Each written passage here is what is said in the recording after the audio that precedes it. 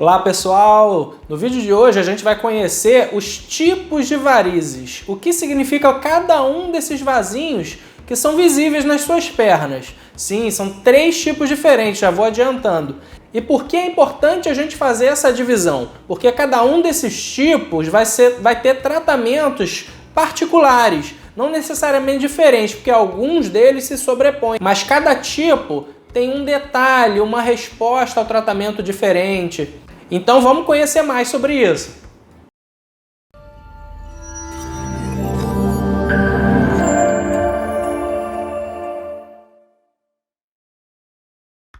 Antes da gente começar a falar sobre cada um dos tipos de varizes, é interessante eu desconstruir uma ideia que está na cabeça de todo mundo, mas que não necessariamente é verdade.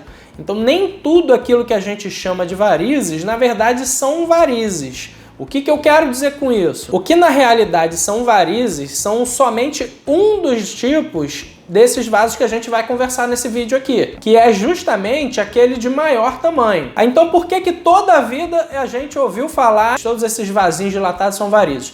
Em parte, eu confesso que isso é um pouco culpa dos profissionais da saúde, que na tentativa de facilitar o entendimento, a gente acaba chamando tudo de varizes para poder os pacientes compreenderem melhor. Porque cada um desses tipos tem nomes complicados, que eu vou explicar eles aqui até falando mais pelos apelidos deles do que pelos nomes reais, e daqui a pouquinho você já vai me entender. Você, obviamente, pode e deve continuar chamando tudo de varizes, assim como eu também chamo para os meus pacientes.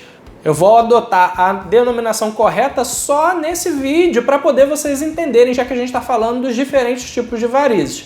Então, dito isso, desfeita essa confusão, vamos adiante. O que vai diferenciar esses 3 tipos de varizes? Basicamente, é o diâmetro do vaso. E o que isso quer dizer? Quando a gente corta um vaso e olha ele por dentro, isso aqui é o diâmetro, a distância entre uma parede e a outra. Vou botar uma imagenzinha também em algum lugar aqui para poder facilitar. Essa é a informação mais importante para a gente diferenciar cada um desses vasos. Então agora chega de enrolação e vamos começar a falar sobre eles.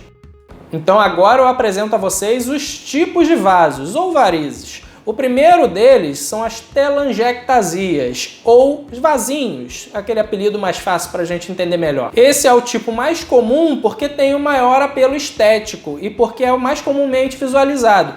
Eles são vasos intradérmicos, ou seja, eles estão dentro da própria camada da pele, que mesmo sendo muito fininha, ela tem diferentes camadas. Os vasos intradérmicos estão dentro das camadas da pele. E por serem muito superficiais, eles ficam muito visíveis, dando aquele aspecto tão indesejado. Eles são aqueles vasinhos fininhos, mais roxos ou vermelhinhos. E mesmo sendo vasos mais dilatados que o normal da região, eles não ultrapassam mais do que 1 milímetro de diâmetro. Eles são realmente muito pequenininhos. Mas na perna, qualquer coisa de 1 milímetro já fica sendo demais, não é verdade? O segundo tipo são as reticulares ou colaterais. Algumas pessoas chamam elas também de nutridoras, porque normalmente elas estão ali muito perto dos vasinhos e acabam alimentando esses vasinhos. Esses já são vasos subdérmicos, ou seja, eles estão abaixo da camada da pele. E são aquelas veias mais azuladas ou mais esverdeadas, um pouco mais internas e um pouco mais difíceis de ver. Mas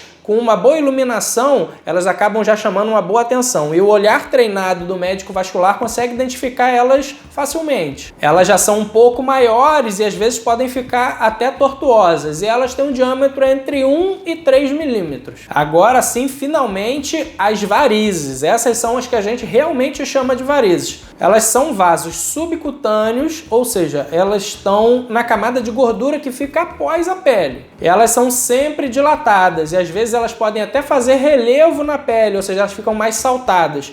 E elas têm um diâmetro que pode ir de 3 milímetros até muitos centímetros às vezes. E como elas estão um pouco mais internas, nem sempre elas são tão fáceis de identificar. Mas mesmo assim, às vezes elas podem ser palpadas no exame físico ou identificadas através de outros exames. E por que é interessante a gente diferenciar cada um desses tipos? Como eu falei, de forma muito simplificada, cada um desses tipos tem tratamentos particulares. Não é uma coisa tão simples também como o tipo 1 tem um tratamento 1 e o tipo 2 tem um tratamento 2, porque a apresentação clínica ela é muito variável. O que a gente observa na prática é que uma região da pele ela pode ter uma mistura de vários tipos de vasos, sendo que geralmente uma nutridora pode estar alimentando os vasinhos ou uma variz alimentando os outros dois. E algumas vezes até não é tão simples identificar qual tipo é aquele vaso. Mas é isso que torna o tratamento mais bonito e mais complexo. Porque a decisão pelo tratamento mais adequado ela vai envolver a experiência do médico e ela vai considerar as expectativas e os medos dos pacientes. Por exemplo, há pessoas que têm pânico de ter que passar por uma cirurgia.